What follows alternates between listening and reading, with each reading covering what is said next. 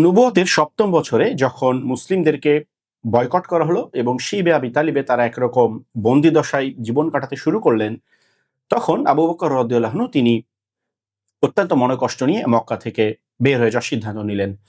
এবং তিনি যখন বের হয়ে গেলেন তো কিছু দূর যাওয়ার পর ইবনু দাগিনা নামে এক ব্যক্তির সাথে তার সাক্ষাৎ হলো। তো ইবনু দাগিনা জিজ্ঞাসা করলো যে, আবু বকর তুমি কোথায় যাচ্ছ? তো তিনি সবকিছু খুলে বললেন এবং বললেন যে, আমি আর মক্কায় থাকার কোনো আমি অর্থ দেখতে পাচ্ছি না, আমি এখান থেকে চলে যাব। তো ইবনু দাগিনা খুব অবাক হলেন এবং তিনি বললেন যে, তোমার মতো এত মানে গুণী একজন মানুষ, এত ভালো একজন মানুষ, হ্যাঁ, তুমি অভাবীদেরকে দান করো, সত্যের পক্ষে থাকো, তুমি মানুষকে আশ্রয় দাও, হ্যাঁ, তো তোমার মতো মানুষ কেন একটা সোসাইটি থেকে চলে যাবে? বরং তোমার মতো মানুষকে ধরে রাখতে না পারে এটা একটা সোসাইটির জন্য ডিসক্রেডিট। হ্যাঁ, তো চলো তুমি আমার সাথে চলো, আমি তোমার থাকার ব্যবস্থা করব। এই কথা বলে তিনি একরকম জোর করে আবু বকরকে নিয়ে মক্কায় আসলেন। এবং মক্কায় আসার পর মক্কার নেতৃবৃন্দকে ডাকলেন এবং বললেন যে, আবু বকরের মতো একজন মানুষ, এত ভালো একজন মানুষ, সে মক্কা থেকে চলে যাচ্ছে, এটা কেমন কথা?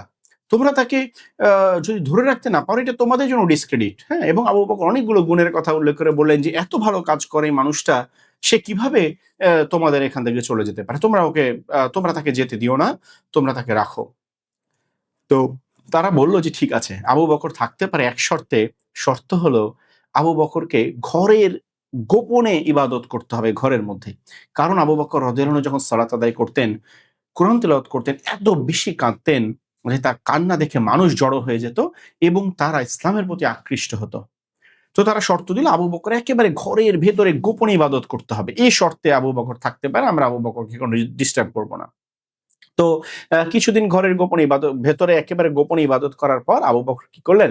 তার ঘরের মধ্যে একটা মুসল্লা বানালেন এবং অর্থাৎ বলতে পারেন মানে একটু ঘ আ বাহিরে, যেটা বাহির থেকে দেখা যেত ঘরের মধ্যে, বাট স্টিল বাহির থেকে মানুষ দেখতে পেত। সেখানে তিনি ইবাদত করতেন। এবং আবার মানুষজন তার ইবাদত দেখতে তার বাড়ির চারপাশে জড়ো হয়ে গেল এবং একটা ভিড় লেগে গেল। তখন কুরাইশরা ইবনু দাগিনাকে বলল যে, "এটা কেমন কথা? আমরা শর্ত দিলাম যে ঘরের মধ্যে ইবাদত করতে হবে যেন কেউ দেখতে না পায়।" এখন আবু বকর ঘরের মধ্যে ইবাদত করে কিন্তু তারপরও মানুষ জড়ো হয়ে যায়। তো ওরা আবু বকরকে বলে একদম ঘরের ভেতরে গোপনে ইবাদত করতে যাতে কেউ দেখতে না পায়। তো ইবনু দাগিনা যখন আবু বকরকে এ কথা বললেন, আবু বকর খুবই রেগে গেলেন রাদিয়াল্লাহু আনহু এবং তিনি বললেন, "তোমার নিরাপত্তা আমার দরকার নাই। আমি আমার আল্লাহর উপরে ভরসা করি এবং আমাকে আমার মতো তুমি ছেড়ে দাও।" তিনি ইবনু দাগিনার এই নিরাপত্তা ফিরিয়ে দিলেন। কিন্তু কুরাইশরা তৎক্ষণাৎ তার কোনো ক্ষতি করতে দ্বিধা করল। তারা একটু ভয় পাচ্ছিল।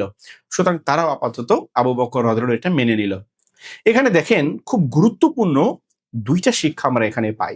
একটা হচ্ছে আমাদের মুসলিমদের আমাদের ধর্মের ব্যাপারে কোন রকম কম্প্রোমাইজ করা উচিত না।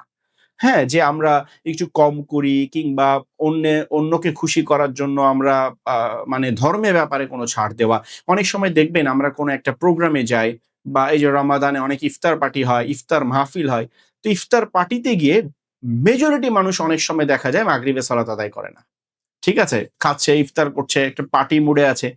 হ্যাঁ? আবার অনেক প্রোগ্রামে গিয়ে দেখবেন আমরা সলাতের কথা বলতে, সলাতের জন্য ব্রেক চাইতে, হ্যাঁ? সলাতের জন্য মানুষকে ডাকতে আমরা খুব একটা হেজিটেট ফিল করি যে, না আবার কেমন কি হয়? মানুষ কি মনে করে? ঠিক আছে, কাজা পড়ে নিবো, বাড়ি যেয়ে পড়ে নিবো।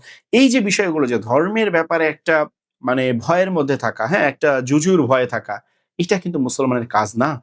যেভাবে আবু বকর রাদিয়াল্লাহু আনহু তার নিরাপত্তা ফিরিয়ে দিয়েছিলেন এবং তিনি খুব কনফিডেন্ট ছিলেন যে, "তোমার নিরাপত্তাও লাগবে না। আমি আল্লাহর উপর ভরসা করি। আমি আমার মতো ইবাদত করব।"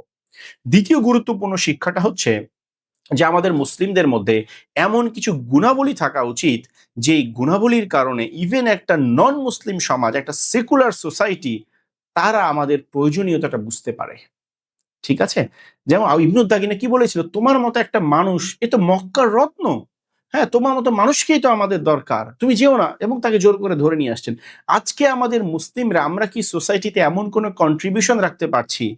এমন কোন অবদান কি আমরা রাখতে পারছি? যেই কারণে ইভেন একটা সেকুলার সোসাইটি তারা আমাদের প্রয়োজনীয়তাটা তারা বুঝতে পারে। আমাদের প্রয়োজনীয়তা, আমাদের গুরুত্ব, অনস্বীকার্যতা তারা স্বীকার করে। আমরা কি করতে পারছি? যদি না পেরে থাকি তাহলে আমাদের জন্য চিন্তার খোরাক রয়েছে।